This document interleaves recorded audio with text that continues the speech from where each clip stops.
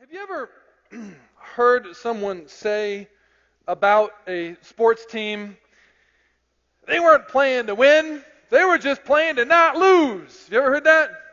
Usually in the wake of what? A devastating loss, right? They weren't playing to win, they were playing to not lose. Of course, no one's ever said that about the Redskins, right? I can't say much. Actually, I poke fun, but my team is playing Denver tonight. So it doesn't matter if we play to win or play to not lose. We're going to get killed. But I mean, you know what that means, though, right? Playing to not lose. Do you know what that looks like? Do you know what that means?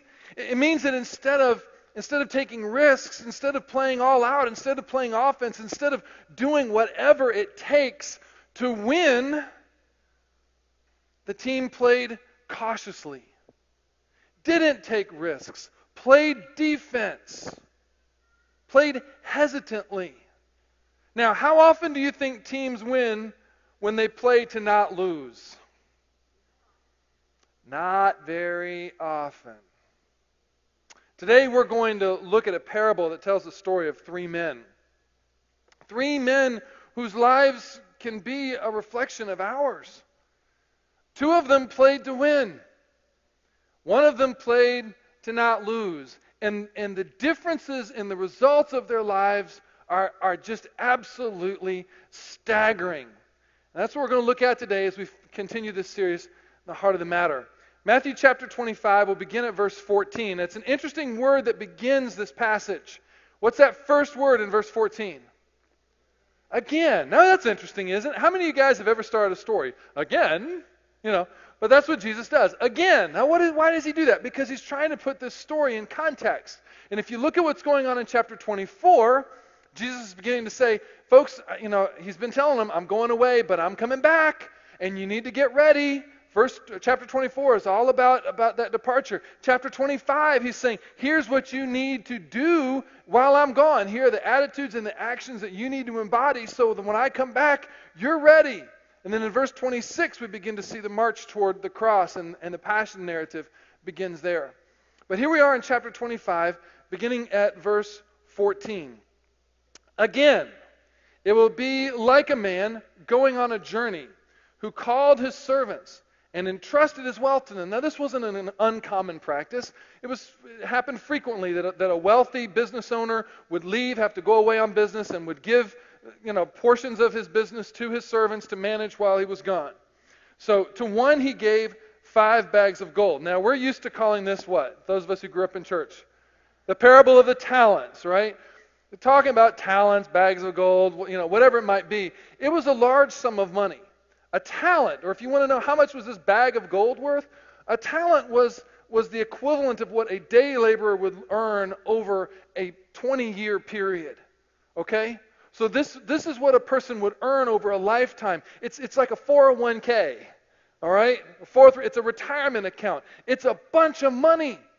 And let's say that for the sake of argument as we go through this that it's worth $300,000. Okay? Nobody knows exactly what a talent would be worth in today's economy, but let's say it's $300,000. So, to one he gave 5 bags of gold, which would be worth how much? $1.5 million, right? Chunk of change. To another he gave 2 bags, so it'd be worth what? About $600K. And to another 1 bag, $300,000. Keep that in mind. Each according to his ability. Then he went away on his journey. The man who had received 5 bags of gold went at once and put his money to work and gained 5 bags more. So the one with 2 bags of gold gained 2 more. But the man who had received 1 bag went off, dug a hole in the ground, and hid his master's money. After a long time, the master of those servants returned and settled accounts with them. The man who had received 5 bags of gold brought the other 5. Master, he said, you entrusted me with 5 bags of gold. See, I've gained 5 more. His master replied, well done, good and faithful servant. You've been faithful to few things. 1.5 million doesn't seem like a few, right? But you've been faithful in a few things. I'm going to put you in charge of many things. Come and share your master's happiness. The man with 2 bags of gold also came. Master, he said, you entrusted me with 2 bags of gold. See, I've gained 2 more. His master replied, well done, good and faithful servant. You've been faithful in a few things. I'll put you in charge of many things. Come and share your master's happiness. Wouldn't it be great if the story ended there? Yay! All smiles and happy, right? It doesn't. Then the man who had received 1 bag of gold came. Master, you can almost hear him whining as he, Master, oh. You ever heard that at your house? Oh, Dad. Master, he said, I knew that you were a hard man, harvesting where you've not sown and gathering where you've not scattered seed. So I was afraid. And I went out and I hid your gold in the ground. See, here's what belongs to you. And his master replied, you wicked, lazy servant. So you knew that I harvest where I haven't sown and gather where I haven't scattered seed? You knew that? Well, then you should have at least put my money on deposit with the banker so that when returned I would have received it back with interest. So take the bag of gold from him and give it to the one who has 10 bags. For whoever has will be given more, and they will have an abundance. Whoever does not have, even what they have will be taken from them. And throw that worthless servant outside into the darkness, where there will be weeping and gnashing of teeth. Lovely story, isn't it? You know, we want to read Jesus stories, and we want them to be all nice and cuddly and happy endings. We don't think about words like wicked and lazy, and that's strong language. We're going to get to that as we move through this. But let's think about this, all right? So you got the first 2 guys. First 2 guys, did they play to win or play to not lose? They played to win. Third guy, play to win or play to not lose? Not lose. Folks, here's the deal. We need to understand the point of this parable and where it exists in context. That's why I set that up for you. Because here's what Jesus is saying here. He's looking at the people that are hearing this, and that includes us. And he's saying, you know what? Every single person who follows me, every person who claims to be a follower of Christ, you're going to fall into one of 2 camps. You're going to fall into one of 2 groups, one of 2 categories. Those who play to win and those who play to not lose. And the whole point of this parable is that we will be held accountable for what we do with what He's given us. Our time, our abilities, our money, every resource. We're going to be held accountable for that. Because a time is coming we're going to have to give accounts. We're going to get to that in a minute.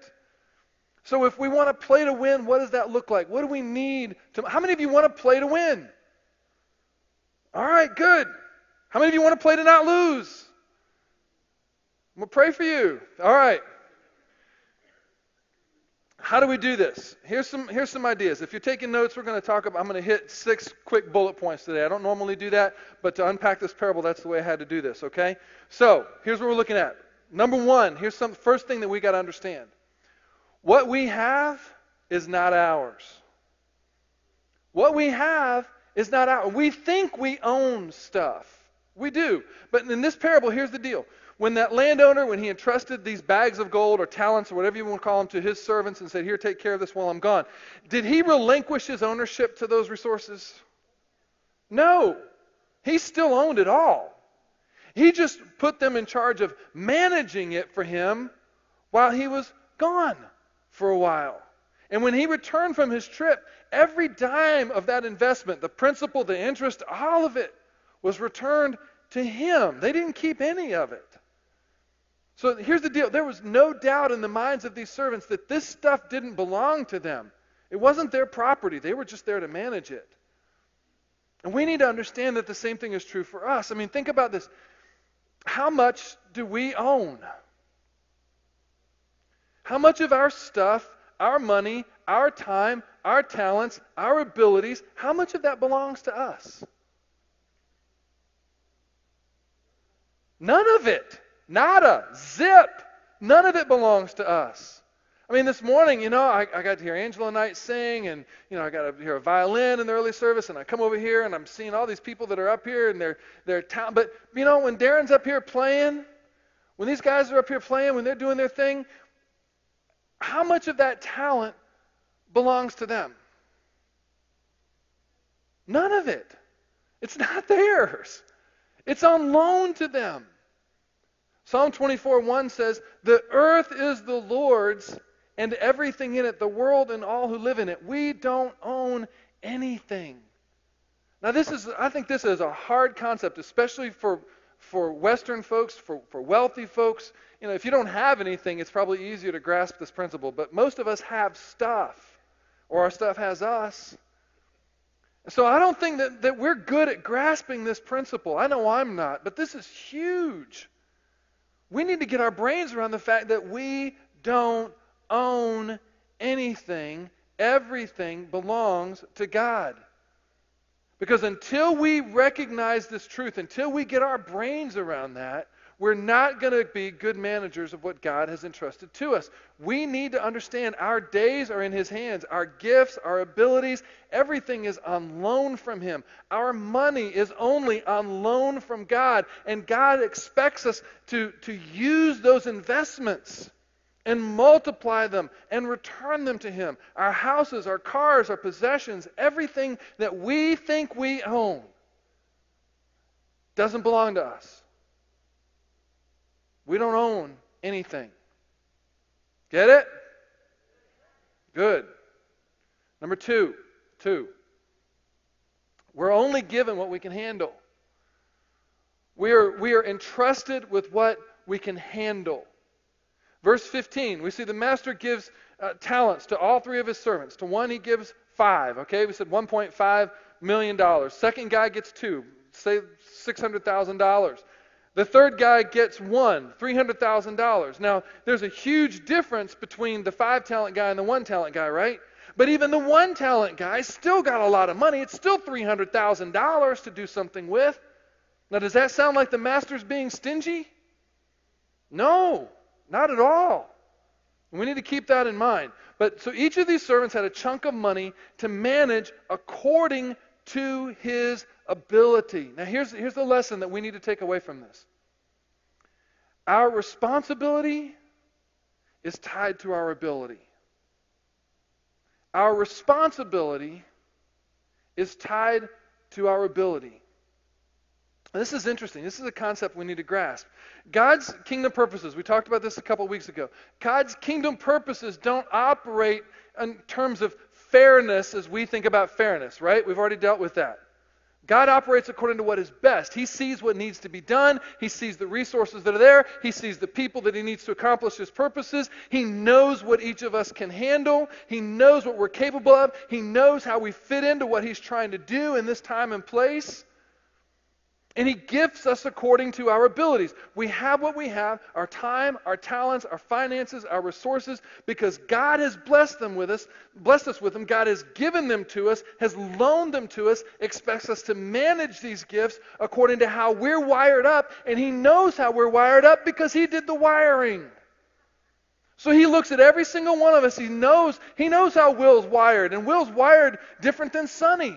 So guess what? They're going to be given different gifts and abilities, but they're both expected to use their ability. They're responsible for that according to their ability. God knows what we can handle. Folks, here's the deal. We look at folks and we see, oh man, I can't play like that person. I can't sing like that person. I can't teach like that person. I can't play golf like that. I can't do what these other people can do. I'm just a one-talent guy. And I get that. I understand that feeling. I mean, I look at what everybody can do. This morning, Angela Knight's singing, and up in the rafters, the stratosphere, these super high notes, and and I got this raspy voice that doesn't do what it used to do, and I can sit there all day long, and I can compare myself to all kinds of people who are 5-talent people, and shut down because I'm just a 1-talent person. But guess what? I'm still responsible for my ability. for what's been given to me. It's not about how much I've been given. It's not about how much you've been given. It's not whether you're a 5-talent or a 3-talent or a 1-talent person. That's not what it's about. It's not about comparing our gifts to someone else's. Our job is to be faithful with whatever has been given to us, to work with whatever God has given us. It's not about how much God has given you. It's how you make use of what God has given you. That's what you're going to be held accountable for. That's what I'm going to be held accountable for. Does that make sense? Number 3, we must invest what we've been given. Verse 16 tells us that the man who received the 5 talents went at once. He didn't wait. He didn't linger. He didn't say, I'll do it someday. He went right away, invested that money, and made 5 more. He didn't waste any time. He put the money to work, and he doubled his master's portfolio. The guy who had the 2 talents did the same thing. Here's the deal. Verse 18 describes this different approach of the third servant. But the man who had received the 1 talent went off, dug a hole in the ground, and hid his master's money. Now, as the master gave the money out, he doesn't give him specific instructions on what to do with it and how to invest it. But the first 2 guys went out, they put their money to work. Third guy buried his blessing, hid it in the ground. Now, this whole idea of digging a hole and hiding valuables in the ground, it was pretty common back then. It was something that was not terribly unusual. It was one safe way to protect one's possessions, as long as you don't forget where you put it. That'd be my luck, I'd go bury my life savings and then wouldn't be able to find it again. And that happened, People wouldn't leave instructions on where to find it. Where do you think the idea of buried treasure came from? It wasn't the pirates, it goes back to the Bible. So it may have been a somewhat safe investment, but is it a good investment?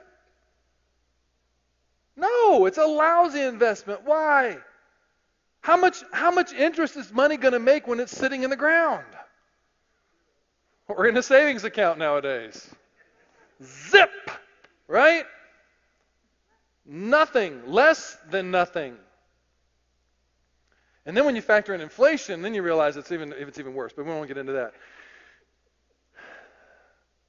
Here's the deal. I want to tell you a story that I think illustrates this. You probably don't know this guy by his first name. But I want to tell you about a guy named Antonio. Antonio loved music. But he had a lousy voice. Couldn't sing, had one of these scratchy, squeaky, just not a pleasant voice. Tried out for the local boys' choir, didn't make it, but still wanted to play music. And so he decided he was going to take violin lessons. So he went out and he started taking violin lessons. He was so talented that all the neighbors around gathered at his parents' home and offered to pay them if he would stop playing the violin. It was that bad. They begged him, please, please, please, take him out of violin lessons. This is awful. We can't stand it anymore. We can't sleep at night, right? So, everybody kind of teased him and gave him a hard time because his only skill was whittling. But he could whittle. And so he signed on with a violin maker as an apprentice, and his knack for whittling grew into the skill of carving, and he used that skill, used that hobby, and turned it into a craft. And he used it, and he worked patiently, and he worked faithfully for years, devoting himself to the ability that God had given him. And by the time he died, he left over 1,500 violins, each one bearing a label that reads, Antonio Stradivarius. The most sought-after violins in the world. Absolutely priceless. So though this guy couldn't sing a note, couldn't play an instrument, all he did was use his ability. And as a result, his violins are still making beautiful music all over the world today. Now you know the rest of the story. Thank you, Paul Harvey. Okay. I share that with you because here's the deal. Our potential is God's gift to us. The potential that God has placed in you, that is God's gift to you. What we do with that potential is our gift to God. Zig Ziglar has said, you are the only person on earth who can use your ability. Are you investing what you've been given, regardless of how much it is? Or have you buried that blessing and hidden it from others? This is an important question because there's a fourth teaching point. A day of accountability is coming. A day of accountability is coming. Listen, how many of you would say, sign me up, I want to be audited by the IRS? Let's let them just come and crawl through all my paperwork, look at all of my accounts. I really look forward to that. Yay. Nobody, right? I've never been audited, but I've heard it is a painful process. Well, here's the deal, folks. We're all going to be audited. An audit is coming. And it's by an authority just a little bit higher than the IRS. Because one day God is going to come and each of us are going to have to give an account. We are going to be audited for what we have done with what He has given us. Look at verse 19. After a long time, the master of those servants returned and settled accounts with them. Folks, the whole point of the parable in this context is that Jesus is coming again. He told us He would come again. We've read that all the way through Scriptures. We know that that day is coming. We know that there's going to be a day of reckoning. We know that all of us are going to face an audit. The reality is we've heard that so much, but so much time has passed that even though we kind of know this in our heads, especially if we've grown up in church, some of you may be going, what is he talking about? That's okay. We can talk about it later. But the Bible says that someday Jesus is coming back. We all know that. But how does it affect our daily choices? How does it affect how we use our time? How does that belief affect our decisions? Romans 14:12 says, so then, each of us will give an account of himself to God. These guys that were responsible for their boss's money knew that someday he was coming back and they were going to have to reconcile that account. And so will we. Friends, Jesus is coming again, and He has invested something in you and me, and He's going to come back to claim it. And so whether you feel like you're a 5-talent person or a 1-talent person, the question is, are you using what God has given you to the best of your ability? And if you are, great, you're golden. You can look forward to His return. You know that you're serving and you're doing everything that you can with what God has given you to make a difference in the world. You got nothing to worry about. Here's a great question each of us needs to be asking ourselves every day. Is what I'm doing with what God has given me increasing that gift, increasing it in value, or decreasing it in value? Is what I'm doing in my daily life with the gift that God has given me causing that gift to increase in value or decrease in value? It's a great question.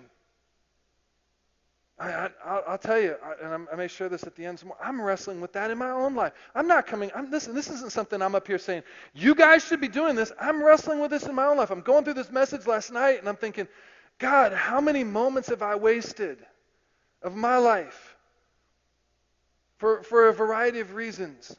If we're serving and we're engaged and we're making a difference, then that gift is increasing. If we're sitting back and watching for whatever reason, then it's decreasing. This is huge because what we do with this gift reveals an awful lot. Teaching point number 5. What we do with what we have reveals our view of God. What we do with what we have reveals our view of God. So this guy who'd been given the 5 talents brought 5 more with him. And the language is really insightful here. He says, see, I've gained 5 more. Now the best translation of this, if you want to put this in the Greek, right? The best translation of this is, hey boss, check this out. I did good. This is awesome. I'm really proud of this. Come look at this. He's excited about what he's done. He's bubbling with enthusiasm. He is thrilled. He can't wait to see the boss again. He couldn't wait to present what he had done because he knew he was going to please his master. Hey, check it out. I did good. The man with 2 talents approached this time of reckoning with the same anticipation, the same excitement. Hey, boss, come look at this. I did good. The master is thrilled with both of them because they demonstrated responsibility for their ability. And he says the exact same thing to both of them. Well done. Well done. Good and faithful servants. You've been faithful to few things. I'm going to put you in charge of many things. Come and share your master's happiness. The master increased their resources after they had proven themselves faithful. Look at the 3 things these servants got. Look at what's going on here. They got affirmation. How many of us want to be affirmed? They got affirmed. Great job. Well done. They got a promotion. Because you've done so well, I'm going to give you even more responsibility and opportunity for growth. And they got celebration. The master says, you've made me so happy. Let's celebrate together. Folks, this is huge because, I have folks say to me sometimes, when it comes to that final day, and I'm standing before St. Peter, and I got to give, I just hope I can slip under the door. I just hope the door's open a crack enough I can get in. I just want to get in, just whatever. I just got to get in. Not me. I don't want to just get in. I want to see Jesus with a big smile on his face, looking at me and saying, hey, son, you done good. Yeah, he uses bad grammar. But that's what I want to hear. Don't you? Don't you want to face that day and look at Jesus with a big smile on his face and his arms open wide saying, Will, buddy, I'm so proud of you. You did good. You used what I gave you. You multiplied it. Come on in. Let's have a party. That's what I want to hear. Don't you? Can I get an amen for the love of God? Come on, this is huge, folks. It's not about just squeaking by. It's about knowing that our life had an impact. This phrase here, well done, can mean excellent or insightful. It can mean wonderful. These guys were faithful, and they couldn't wait to see the master. And here's the teaching point on this. How we see God affects everything. When we see God for who he is, as gracious and good, as being in our corner, when we understand that God's on our side, that he wants nothing more for us than to live fulfilled, meaningful lives, then we're going to be faithful. We're going to focus on the right things. I picture Jesus, when he says, come in and share your master's happiness, there's a smile on his face.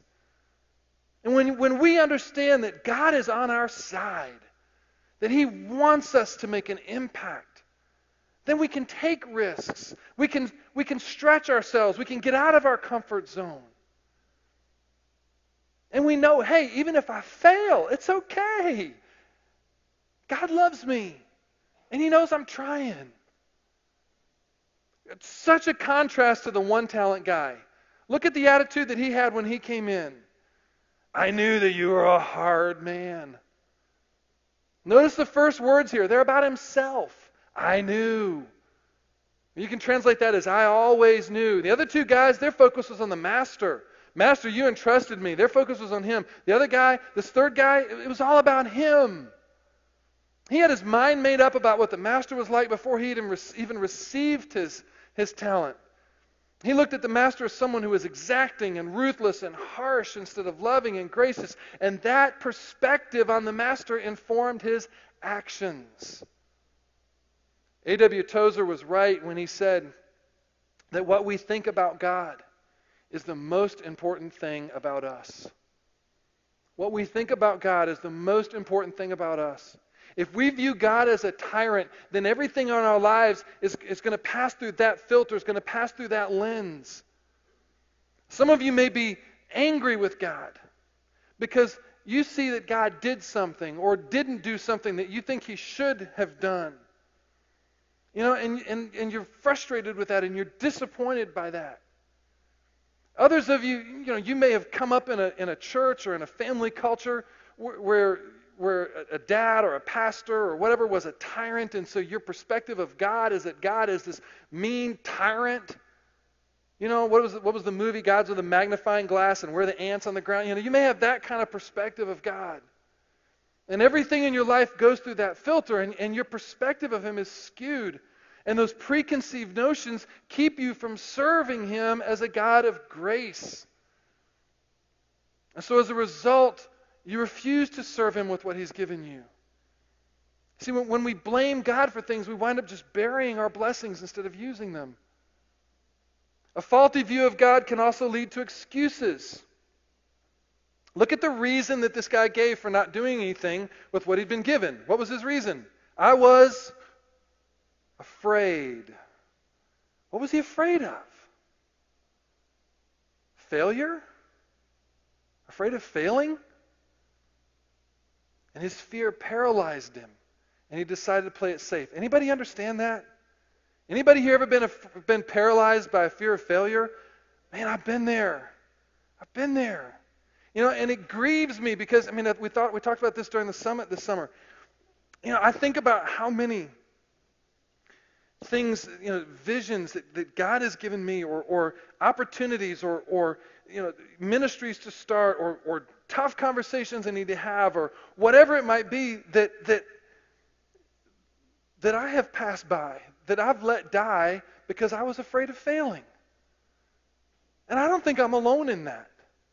I think a lot of us, there are things that we would love to do, there are ideas that we've had, that we look at the world, we say, you know, somebody ought to do something about that, and we've got some passion about it, but we're so afraid of failing. I don't have the time, I don't have the resources, I don't have the talents, I don't have the blah, blah, blah. And we do the same thing this servant did. He hid the money so it wouldn't be lost, and he accomplished exactly what he set out to achieve.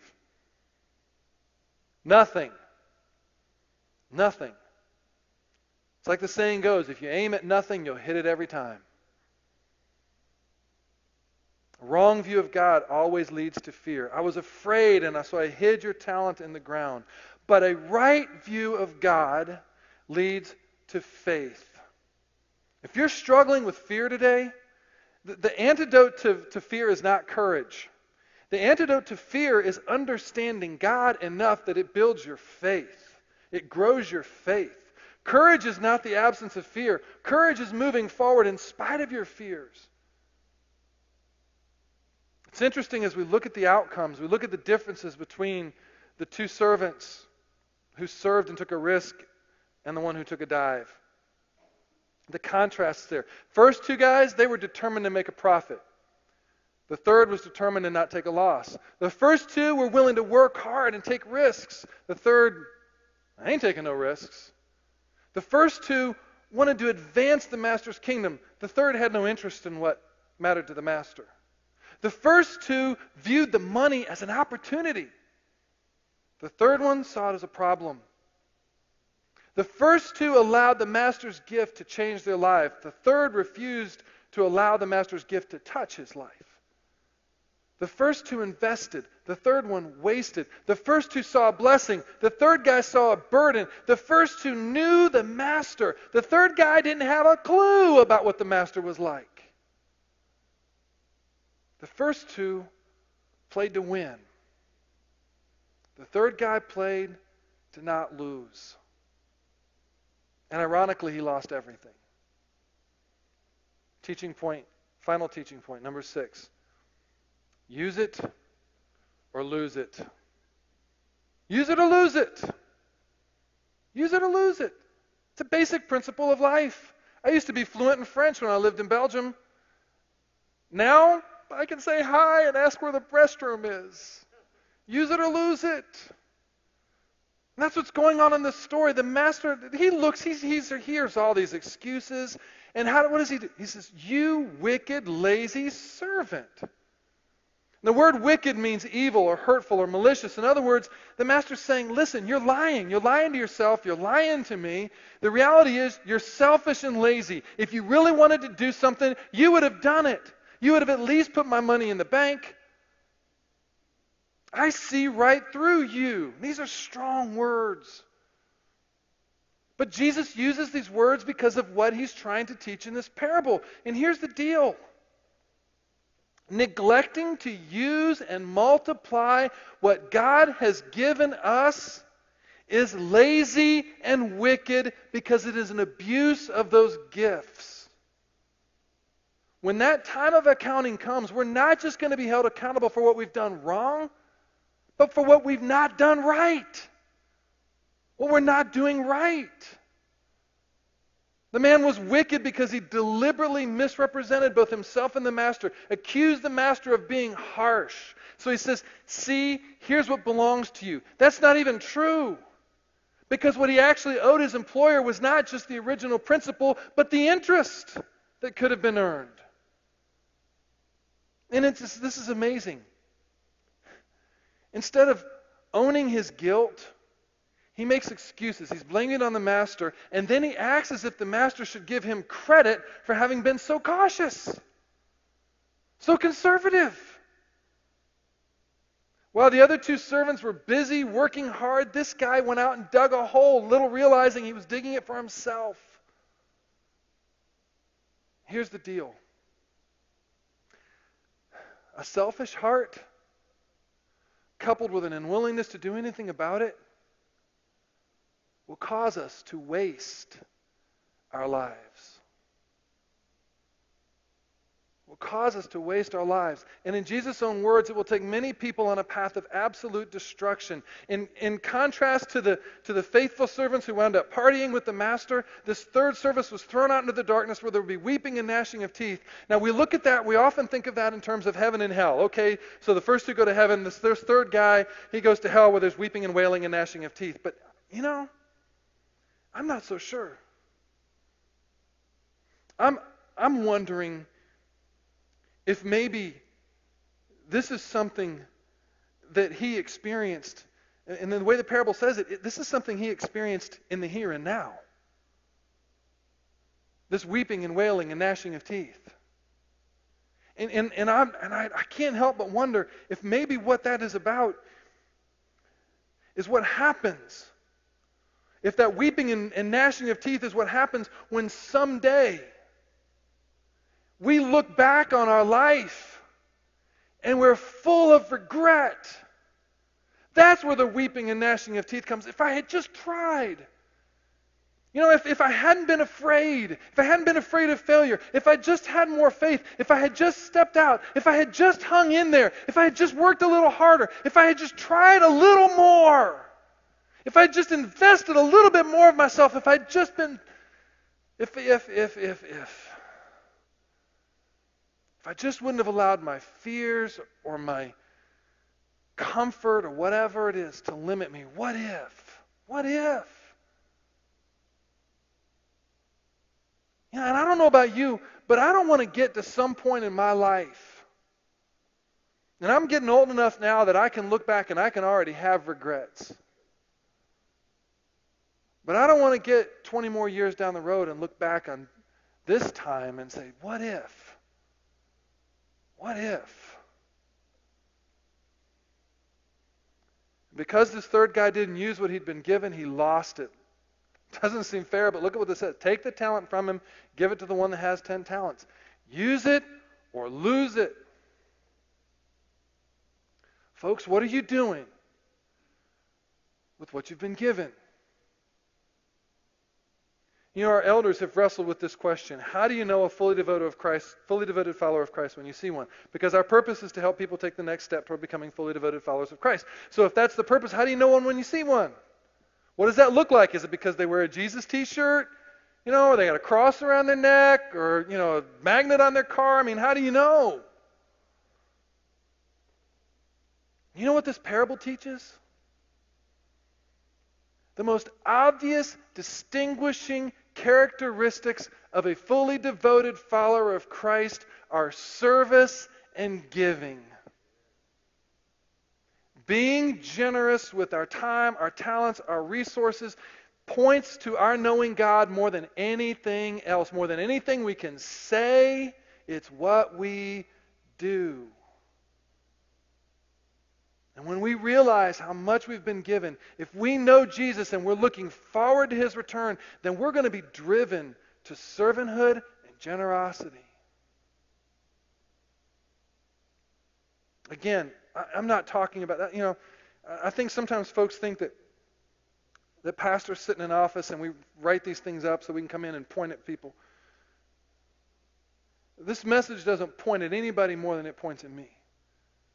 As I said last night, I was going through this and I stood in my kitchen and I said, God, how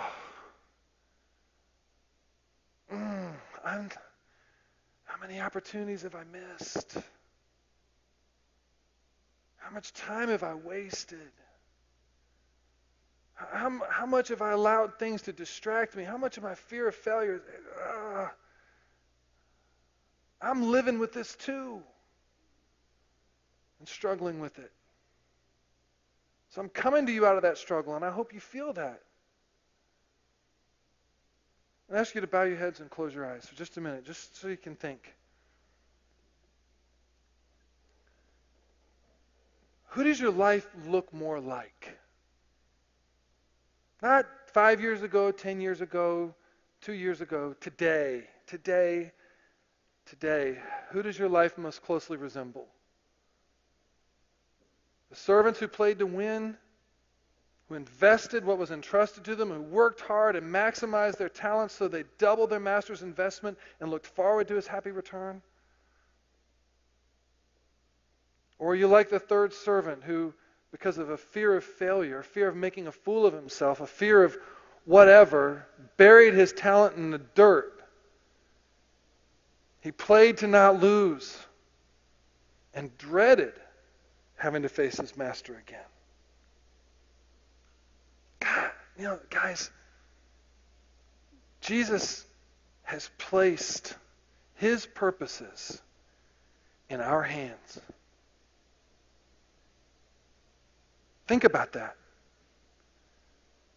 God has placed his purposes, his kingdom, in our time and place, in our hands. He has invested in us, collectively and individually, and he's going to return someday and judge our faithfulness. And my prayer is that we will all hear these words, "Well done, my good and faithful servant. You've been faithful in a few things. I'll put you in charge of many things. Come and share your master's happiness."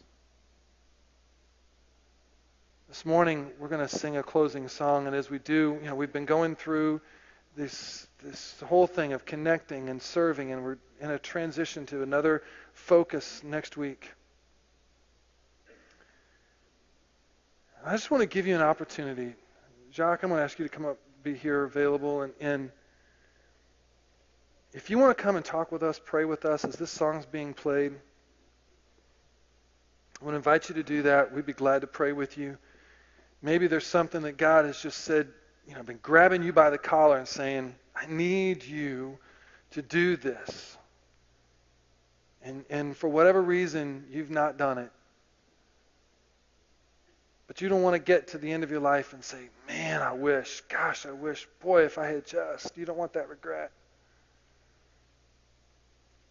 Whatever that might be, we'll be here. I'm going to ask you to go ahead and stand up so it'll make it easier for folks to get out. And as the band sings, if there's something that we can pray with you about,